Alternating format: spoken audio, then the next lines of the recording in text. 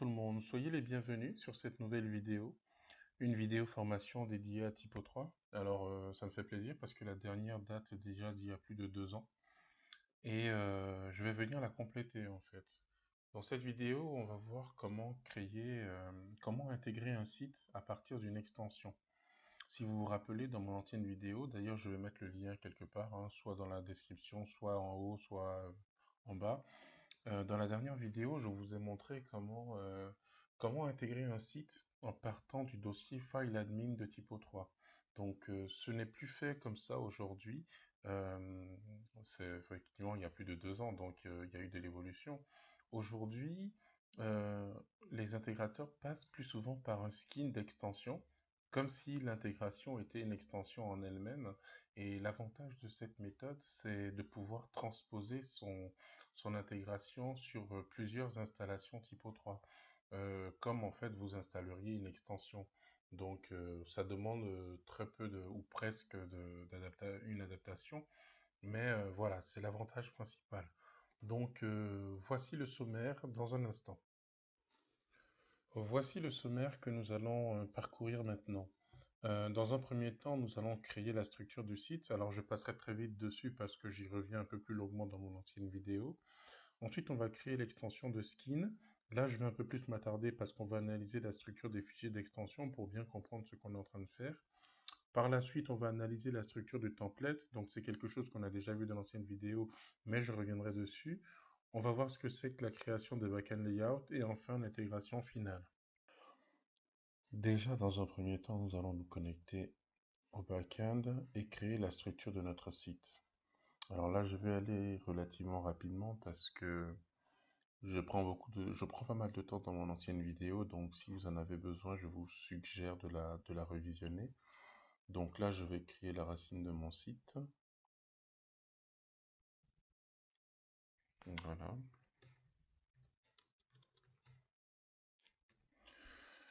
Et sur la racine de mon site, je vais créer la structure de ma page. Alors dans le cadre de cette formation, on va partir du principe que le site que je suis en train de faire est un CV, est un CV en ligne.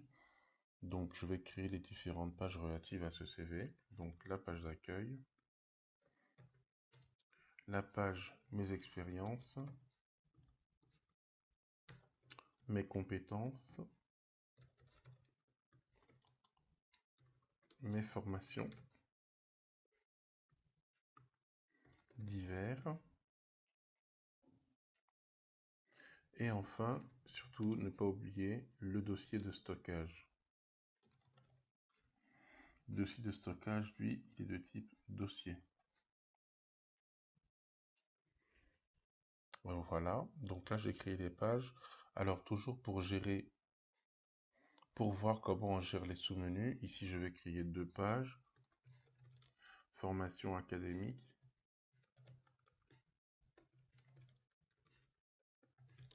Formation non académique.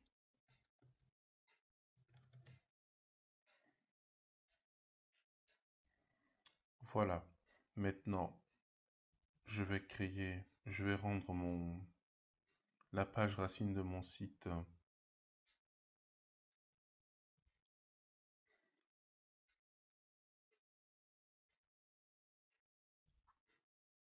Hop, j'ai un petit peu de mal. Voilà. Je vais dire qu'il s'agit d'une page raccourcie et que le raccourci pointe vers la page accueil.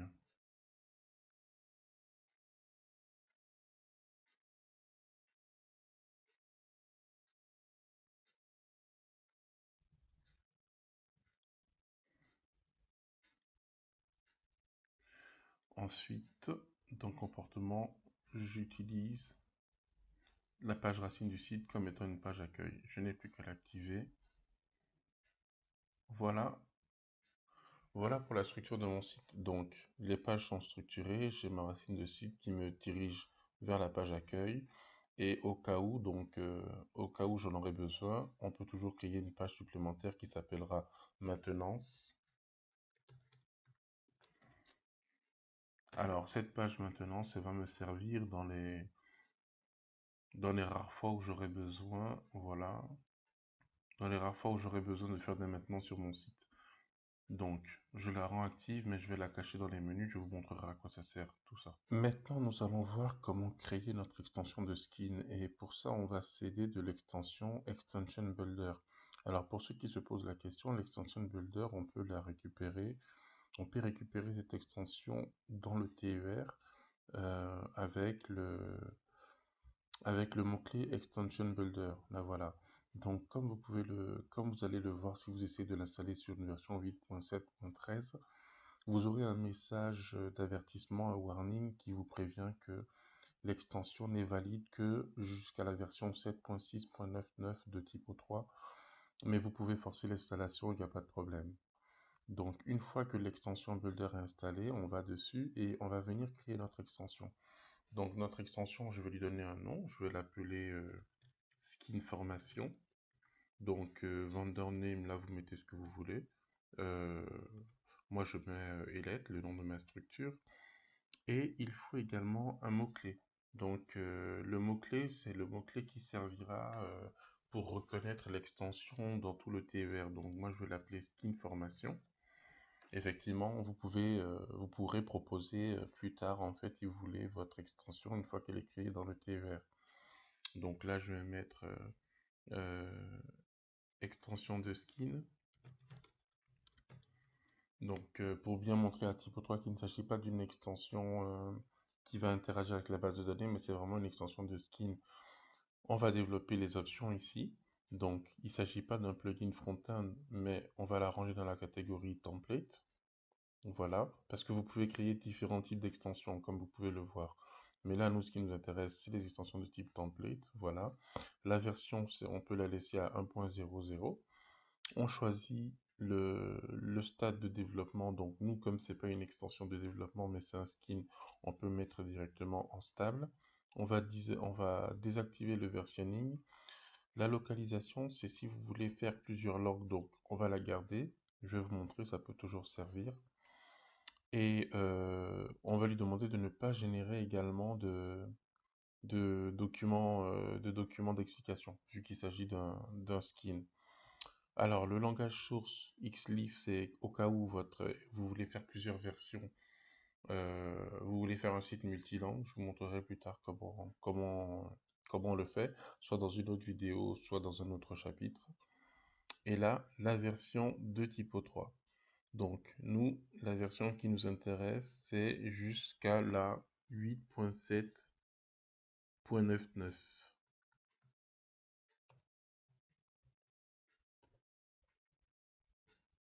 Voilà. Et une fois que ça c'est fait, on peut cliquer sur Create. Bon, déjà, je vais l'enregistrer. Voilà. Donc là, il me dit bien, l'extension a été sauvegardée, mais elle n'est pas installée. Donc, si je vais voir dans ma liste des extensions, je peux faire une recherche ici. Et je vois bien mon skin formation, mais nous n'allons pas l'installer tout de suite, je vais vous expliquer pourquoi. Si je suis passé par l'extension Builder pour créer mon extension, c'est parce que je sais que sur mon serveur, donc ce que je vais vous montrer tout de suite, sur mon serveur, il m'a créé déjà mon dossier avec la structure qui va bien. Donc quand je me connecte sur mon serveur, moi j'utilise le logiciel WinSCP, mais vous pouvez utiliser le client que vous voulez, ça peut être FileZilla ou autre, ou même passer directement par SSH si vous voulez. Il faut se rendre dans le chemin typo3conf, ext pour extension, et là vous allez retrouver toutes les extensions qui sont installées sur votre installation Typo 3. Et là on retrouve le skin formation que je viens de créer, avec la structure qui va bien. Il manque quelques répertoires, mais ça on va le faire ensemble. Donc déjà je récupère en local mon dossier skin formation. Voilà. Et maintenant, je vais venir ajouter les dossiers qui manquent. Dans mon dossier configuration, il va manquer un dossier qui s'appelle TypoScript. Dans le dossier TypoScript, il va manquer deux dossiers. un dossier qui s'appelle configuration et un dossier qui s'appelle librairie. Alors, je retourne en arrière. Là, on a un dossier ressources. Dedans, on a un dossier public. C'est ici que je vais venir mettre toutes tous mes gabarits, les gabarits, tous les fichiers templates que je vais récupérer. Et on a on a un dossier private dans lequel il y a un dossier langage, donc pour les différentes langues. Et dedans, on va venir mettre également un dossier qui va s'appeler partial, un dossier qui va s'appeler layout et un dossier qui va s'appeler template.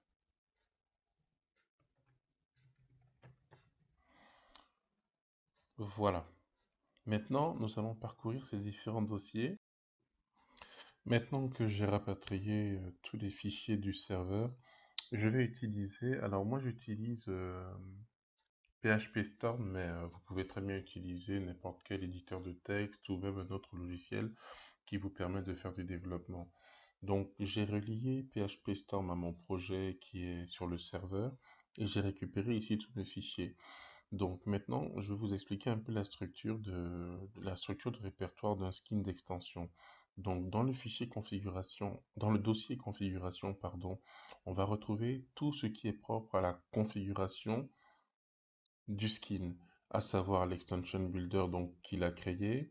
Le TCA, c'est le dossier où on va mettre tous les fichiers qui permettent de paramétrer les formulaires du backend.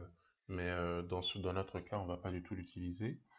Et j'ai créé donc un dossier qui s'appelle typoscript. C'est là qu'on va venir mettre en fait tout ce qui correspond au typoscript. Plutôt que d'aller écrire dans le gabarit directement dans le backend, on va venir tout écrire ici.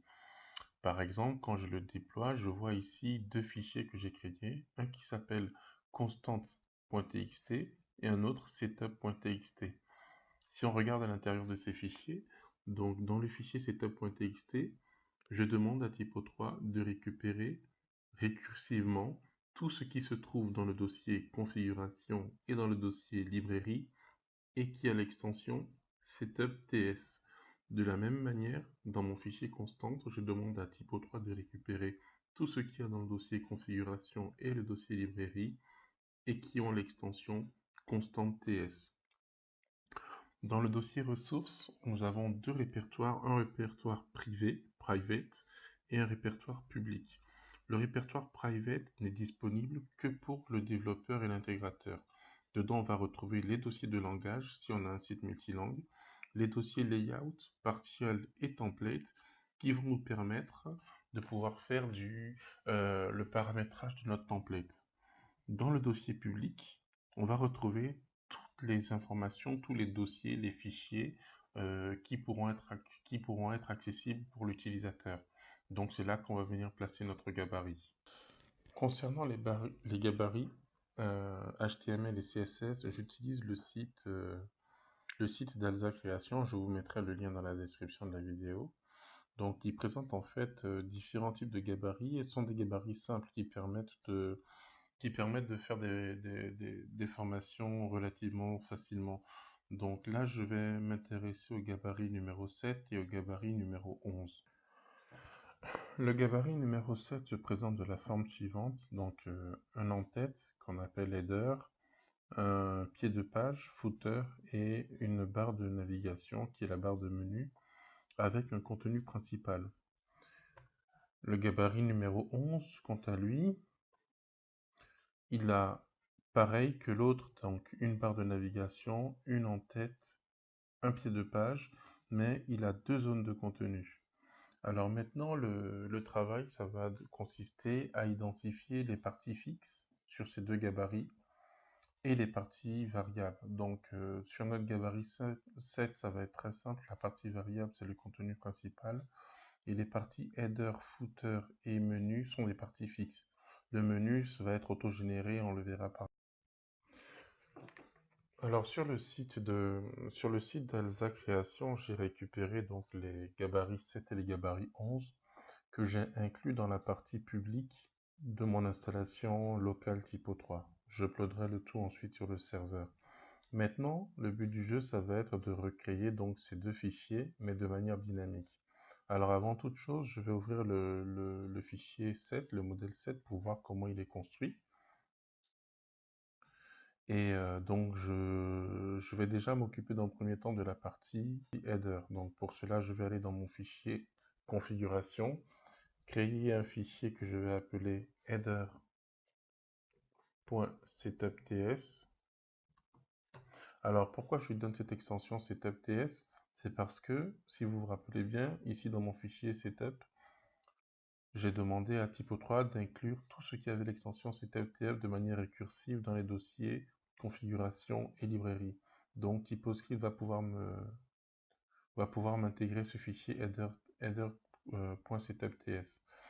Et à partir de ce fichier-là, maintenant, je vais venir réécrire tout ce qu'il y a ici. Je vois ici, en fait, qu'il y a deux inclusions CSS. Donc, le fichier stylebase.css et le fichier stylemodel.css. Modèle 07, pardon. Donc, c'est les fichiers qui sont dans le dossier style ici. Alors, c'est exactement ce que je vais faire. Dans mon fichier header, je vais déclarer un objet page que je vais appeler page.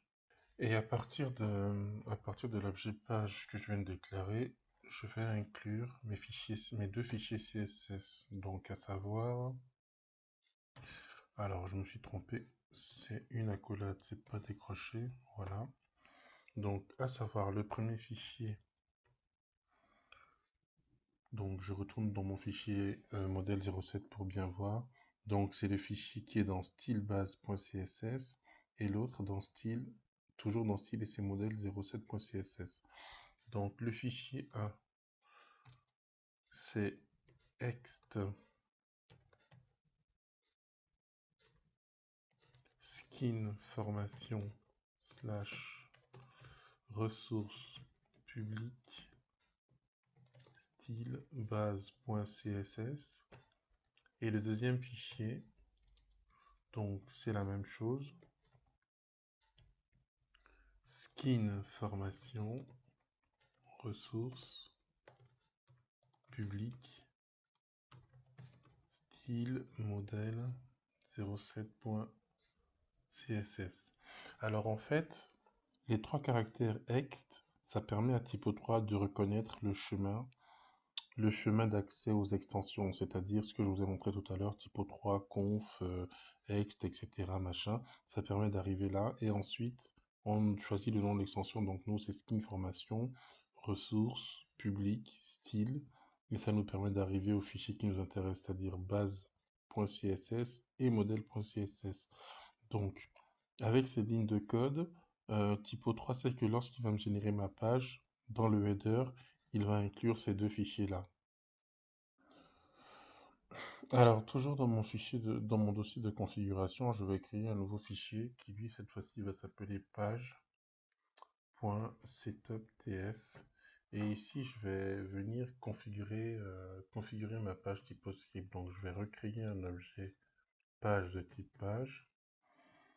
Et, je vais commencer la configuration. Ça va consister à créer un objet de type fluid template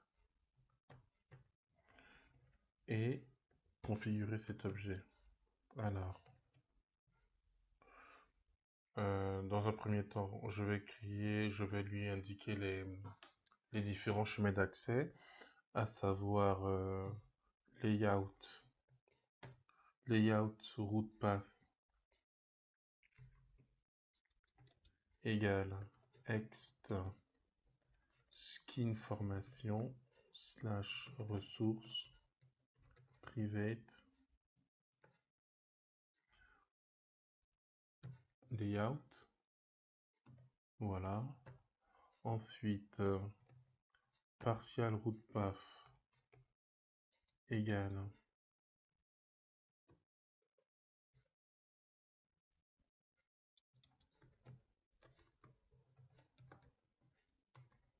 alors je me suis trompé, il n'y a pas de slash ici. Voilà.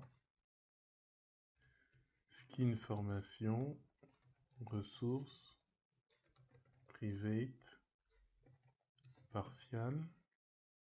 Alors, faut pas que j'oublie les majuscules.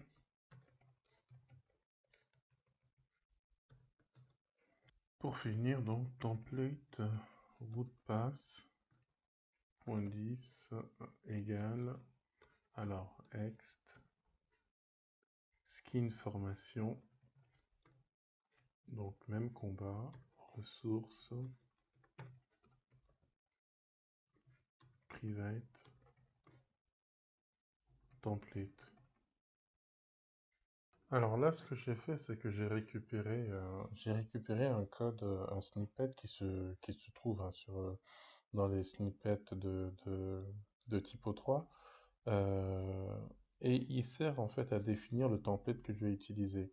En gros, il s'agit d'un code qui permet, en fonction du backend layout que j'utilise, donc ça on va le voir tout à l'heure quand on va créer les backend layouts, en fonction du backend layout, il me dit quel code je vais utiliser, quel template je vais utiliser.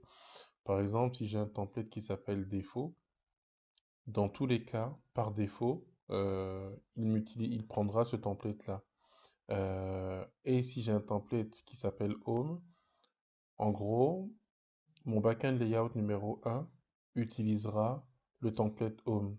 Je peux comme ça, ainsi de suite, créer différents types de backend. Par exemple, je vais appeler, pour que vous compreniez mieux, dans mon premier cas, je vais appeler mon premier backend modèle 7, mon premier template modèle 7 et mon deuxième template, je vais l'appeler modèle 11.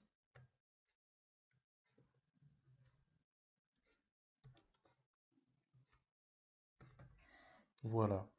Comme ça, quand j'aurai sélectionné mon backend layout 1, il me mettra sur le modèle 7. Quand j'aurai sélectionné mon backend layout 2, il me mettra sur le modèle 11. Et je voudrais même que le template par défaut soit le template 7. Maintenant, nous allons nous occuper de la partie template du skin, vu que nous avons fini la partie typoscript. Donc, comme on l'a vu tout à l'heure, sur notre template, il y a des parties modifiables qui sont les contenus, les contents, et les parties non modifiables qui sont le header, le footer et le sidebar. Donc, dans le dossier partial, je vais venir créer des fichiers qui vont représenter les parties non modifiables de mon template. Donc, je vais créer un fichier qui va s'appeler header.html et un autre fichier qui va s'appeler footer.html. Alors, dans mon fichier header, je vais venir recopier la partie header de mon template, donc depuis la div en tête. Et je vais faire de même pour la partie footer. Je vais récupérer la partie pied que je vais mettre dans le footer.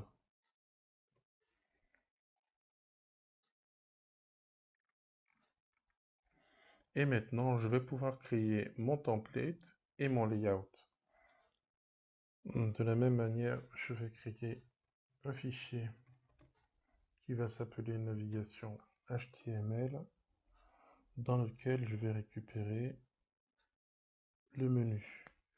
Donc pour l'instant, le menu, je vais le mettre en dur comme ça, mais on va le rendre automatique après par la suite.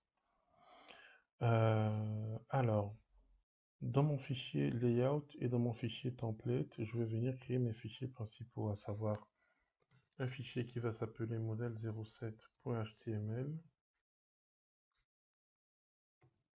et un fichier du même nom dans le dossier template.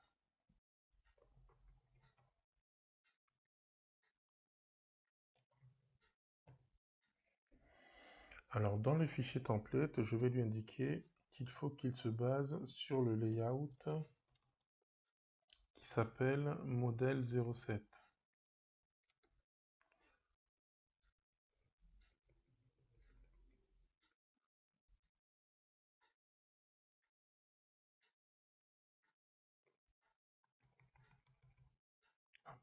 j'ai oublié le name, voilà, modèle 07.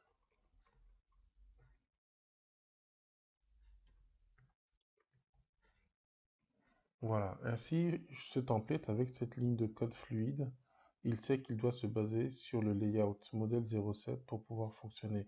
Et maintenant, dans mon fichier template, je vais venir mettre ma zone de contenu modifiable. Donc je vais la récupérer. Je vais la récupérer dans le fichier template de base. Alors le contenu commence ici. Voilà.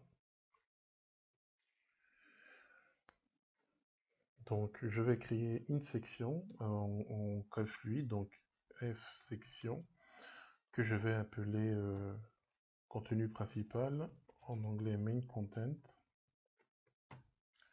Et dedans, je vais mettre le contenu que j'ai récupéré dans mon fichier modèle. Sauf que tout ça, je vais le virer.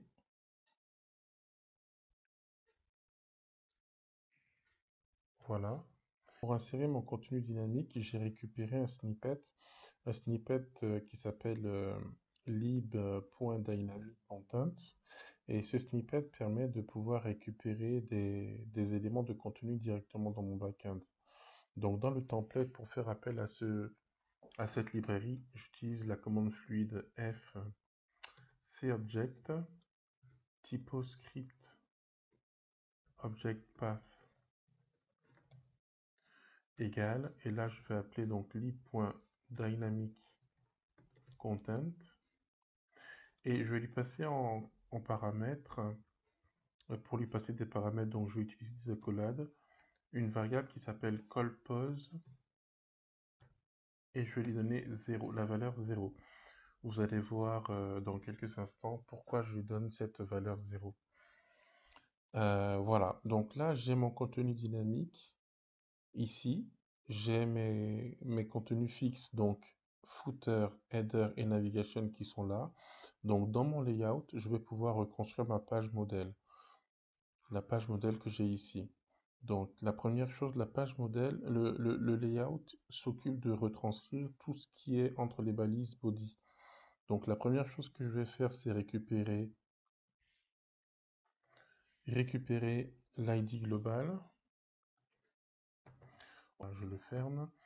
Je récupère donc maintenant, si je suis mon fichier modèle, la partie en tête, donc c'est-à-dire ce qui est dans mon header. Pour ça, je vais utiliser une commande fluide qui s'appelle frender partial. Et quand je dis partial, il sait qu'il va aller chercher dans le dossier partial. Donc maintenant, je tape header. Je n'ai plus besoin de mettre l'extension HTML, hein, parce qu'il va aller récupérer directement dans le fichier partial, dans le dossier partial, le fichier qui s'appelle header. Je ferme ma balise. Ensuite, toujours à partir de mon modèle, je regarde comment c'est créé. Je vois que ici il y a une div qui s'appelle centre. Donc je vais créer ma div centre. D'ailleurs, plutôt que de la créer, je vais la récupérer, ça va être plus rapide. Voilà.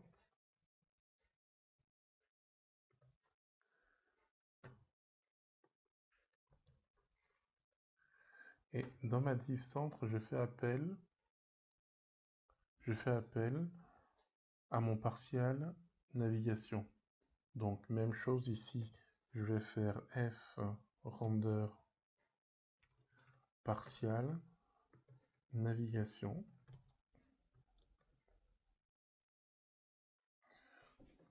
Et ainsi de suite, je continue. Et là, j'arrive sur ma div contenu.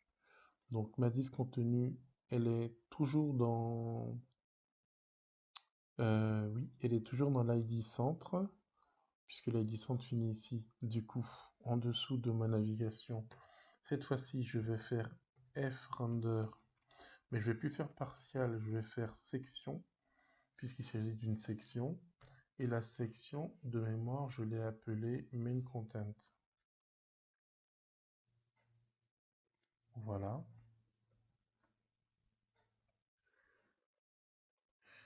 Et si je continue, derrière mon ID centre, derrière ma div centre, j'ai ma div footer.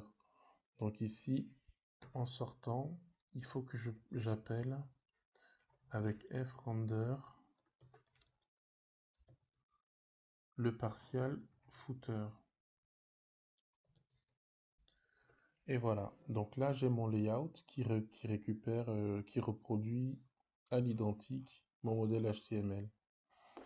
Donc une fois que j'ai fait tout ça, je peux passer côté backend. Maintenant, nous allons revenir dans le backend et nous allons créer. Nous nous plaçons donc sur la position dossier de stockage et nous allons créer un nouvel élément de contenu de type gabarit backend. Donc, on va lui donner un nom, on va l'appeler modèle 07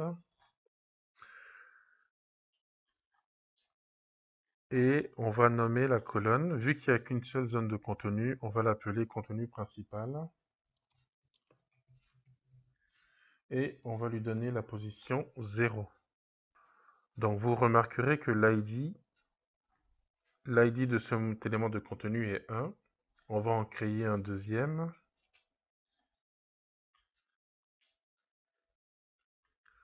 qu'on va appeler modèle 11. Le modèle 11, si vous vous souvenez bien, il a deux éléments de contenu, donc la zone contenu principal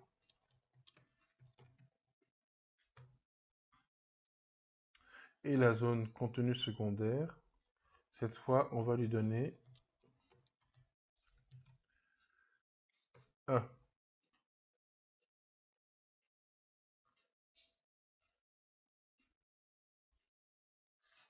Et vous remarquerez que l'ID, c'est 2. Tout à l'heure, je vous ai dit que par défaut, on allait utiliser le modèle 7 comme template de page et sur des pages spécifiques, on allait utiliser le modèle 11. Pour pouvoir faire ça, je vais me repositionner sur l'onglet page. Je vais aller sur ma page racine du site. Et dans les propriétés de la page, je vais aller dans l'onglet apparence et je vais dire que pour tous les gabarits qui sont en sous-page, je vais appliquer le modèle 7. Donc j'enregistre et je ferme. Et du coup, par défaut, quand je vais me retrouver sur la page accueil, il va me montrer contenu principal, maintenance contenu principal, ainsi de suite. Pour les pages par défaut, j'aurai le backend layout du modèle 7. Et maintenant, si je prends les deux pages par exemple, formation académique, et que je vais dans les propriétés, dans apparence, je vais lui dire de m'appliquer le modèle 11 pour cette page. Donc là, je vois bien que pour ma page formation académique, j'ai contenu principal et contenu secondaire. Et je vais faire la même chose pour les pages formation non académique. Pour la page formation non académique, je vais lui appliquer le modèle 11. Donc là, maintenant, ce qui va se passer, c'est qu'à chaque fois que Typo3 va voir que tel ou tel backend layout est sélectionné, il fera appel au template que j'ai créé ou non. Pour les pages formation académique et formation non académique, en revanche, il me mettra une erreur parce que je n'ai pas encore créé, si on retourne dans le code, je n'ai pas encore créé les templates qui vont bien. J'ai que le template modèle 07 pour l'instant. Donc, une fois que j'ai fait tout ça, je vais tout uploader sur mon serveur, comme ça.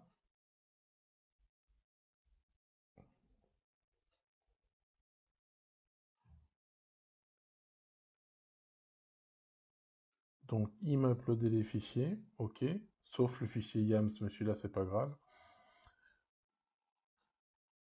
Je vais aller dans mon espace d'extension et je vais installer mon skin formation.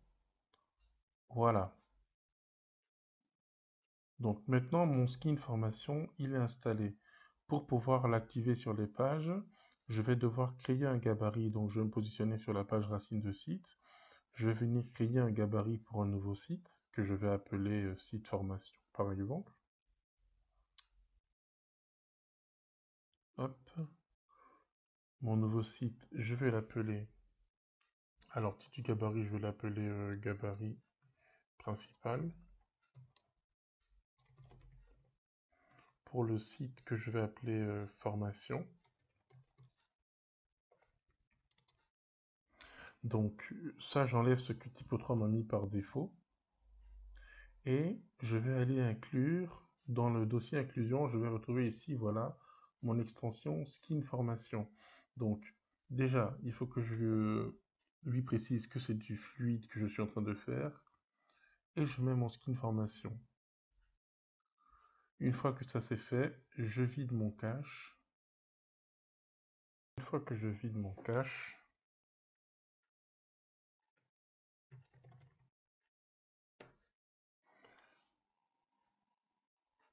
donc voilà, là j'arrive sur ma page. Donc comme vous pouvez le voir, il y a la partie fixe, le header, le footer et la navigation qui pour l'instant est fixe et ma partie contenu. Donc si je teste, là je peux créer du contenu. Je vais créer un élément de texte. Un élément de texte, donc un titre de type H1 par exemple.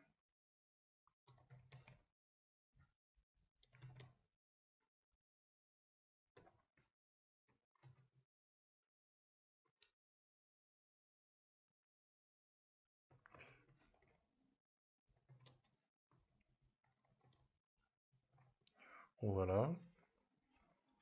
Et là, là je vais mettre du faux texte, hein.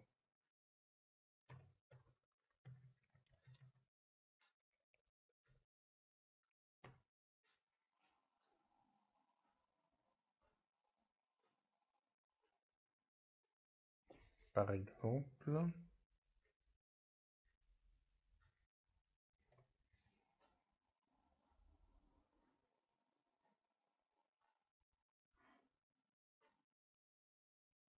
Voilà. Donc là, je vois que je peux mettre autant de contenu que je veux. Ça s'affichera ainsi de suite sur ma page. Je peux, je pense même, je pense changer la disposition en fait des titres. Ça va changer en fonction. Voilà. De la même manière, si je veux modifier le header, je peux modifier le header directement dans PHP Storm et j'ouvre le header et si je veux changer le titre, plutôt que de mettre gabarit 7, je peux mettre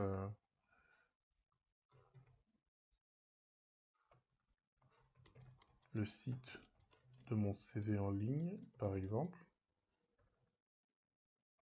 Alors, une chose qu'il est importante à savoir, lorsque vous modifiez les fichiers partiels ou partiels, ou en tout cas, quand vous modifiez un fichier développement et que vous l'uploadez sur le serveur, il faudra toujours vider le cache pour pouvoir voir les modifications.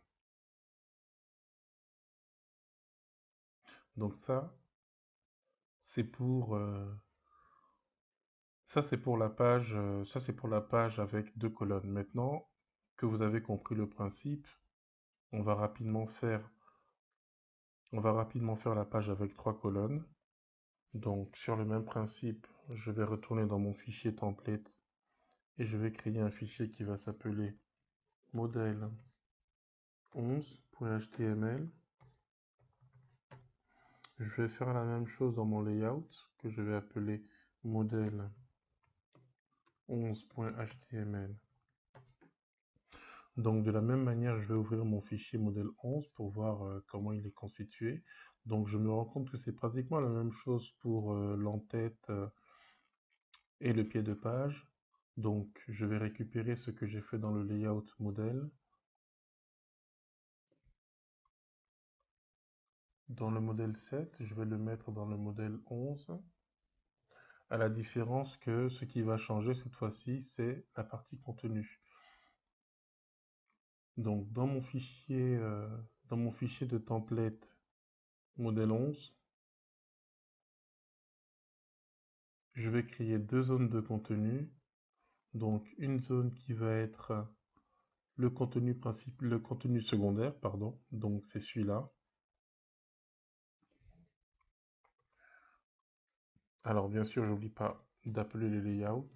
Flayout name égale modèle 11. Bien sûr. Et là, je crée une section que je vais appeler contenu ce contenu secondaire.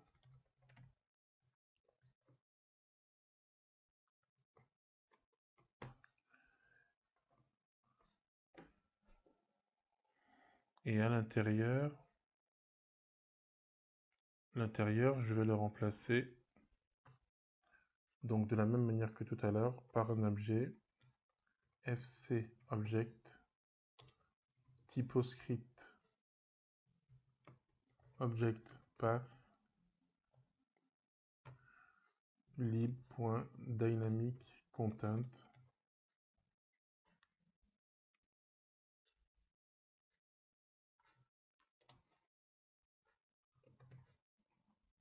et data. Je vais lui donner la valeur colpose 1. Alors, vous vous demandez certainement pourquoi je mets 1.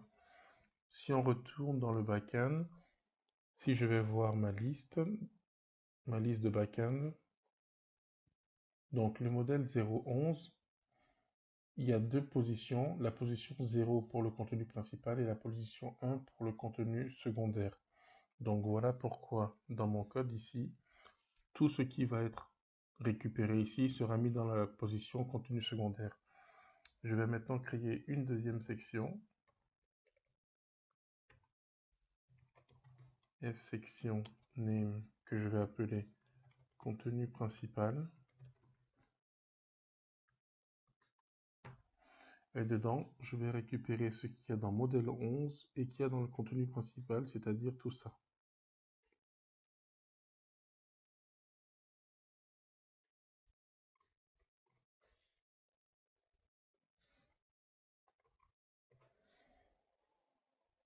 Et ça, même chose, je vais le remplacer.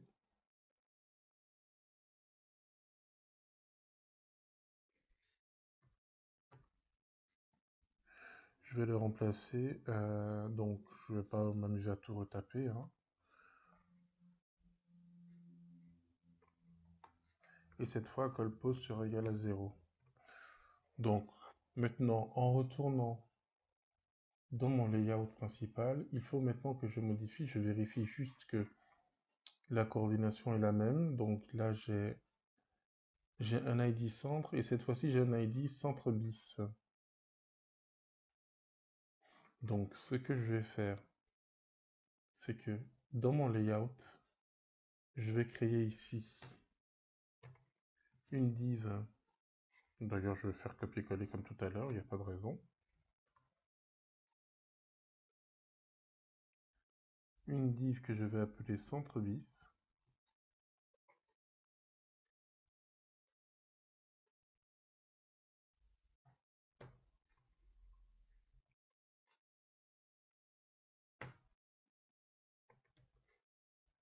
Voilà. Ça, j'en ai pas besoin, j'en ai plus besoin du moins.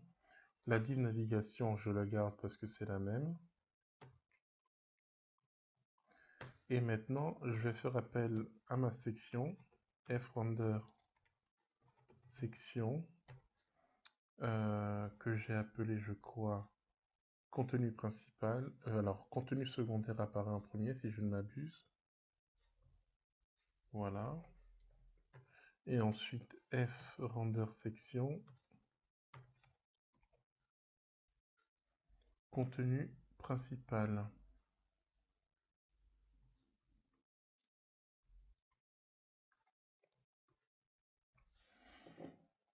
Je vérifie que je n'ai pas fait de bêtises. Mon contenu secondaire apparaît bien en premier et ensuite juste derrière mon contenu principal. Donc normalement, tout est OK.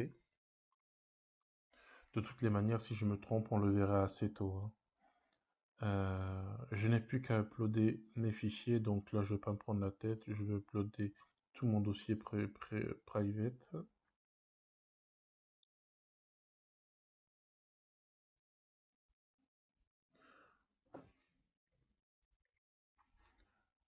Je vide mon cache. Il y a une chose qu'il faut remarquer avec les fichiers modèle 7 et modèle 11. Le fichier modèle 7, en plus du fichier de base CSS, s'appelle un fichier modèle 07.css. tandis que le fichier 11, modèle 11, il appelle aussi le fichier de base, mais également un fichier modèle 11.css. Du coup, pour pouvoir pallier à ça, dans le fichier header setupts, tout à l'heure, on avait appelé, donc en include CSS, on avait appelé les fichiers de base et le fichier modèle 7. Et bien, il faut rajouter cette ligne PID routeline 8.9 et mettre le fichier modèle 11. Alors, pourquoi 8.9? En fait, vous allez voir dans le backend que les pages formation académique et formation non académique, on les ID 8 et 9. Et c'est pour ça qu'il faut pouvoir mettre dans le header setup, quand on arrive sur ces pages, au lieu de charger le fichier 7, on va charger le fichier modèle 11. Donc une fois que ça c'est bon, une fois que c'est fait et que c'est mis en ligne, lorsqu'on charge les pages, donc il se rend compte, il sait que sur toutes les pages du site, les pages normales, on est sur 2 colonnes et quand on arrive sur les pages formation, il charge bien le bon CSS et on passe sur 3 colonnes. Formation académique et formation non académique. Donc, entre-temps, j'ai également créé le menu dynamique. Donc, je vous montre rapidement comment j'ai fait. Pour créer le menu dynamique, il faut créer une nouvelle librairie qui va s'appeler, par exemple, lib du principal. Bon, après, vous pouvez l'appeler comme vous voulez, bien sûr. Et vous rentrez ce code. Donc, ça, il n'y a pas une seule façon de créer un menu. Ça, c'est la manière que moi j'ai utilisée, mais vous pouvez avoir la vôtre. Ça dépend de comment votre menu est écrit dans votre code HTML. Et pour pouvoir appeler ce menu, il faut ensuite aller dans le fichier navigation HTML et à l'endroit où il y avait la partie fixe, il faut la remplacer par ce code fluide qui appelle le menu, la librairie libmenu principal. Et comme ça, en fait, Typo 3 remplace ici par toutes les pages de l'arborescence. Alors, si vous remarquez, vous verrez que la page maintenance n'est pas appelée dans le menu. C'est normal, c'est parce que tout à l'heure, quand on l'a créé, si vous vous rappelez, dans les paramètres de la page, dans l'onglet accès, j'avais coché la case cachée dans le menu. Ainsi, Typo 3 sait qu'il ne faut pas afficher cette page dans le menu. Donc voilà, maintenant, ensuite j'ai rajouté du contenu entre-temps. J'ai rajouté du contenu sur la page accueil, sur les pages mes expériences, sur les pages formation académique pour que vous puissiez voir les différences entre contenu principal et contenu secondaire. Du coup, quand je me place sur ces pages-là, je vois bien mes 3 colonnes avec mes différents contenus.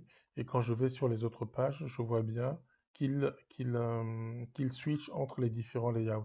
J'aurais pu également rajouter un énième layout, hein, je ne sais pas, celui-là ou celui-là, le 9 par exemple, et demander à la page divers de s'afficher. Il aurait fallu que, comme je vous ai montré tout à l'heure, que je rajoute encore dans le dossier un nouveau backend, etc., etc.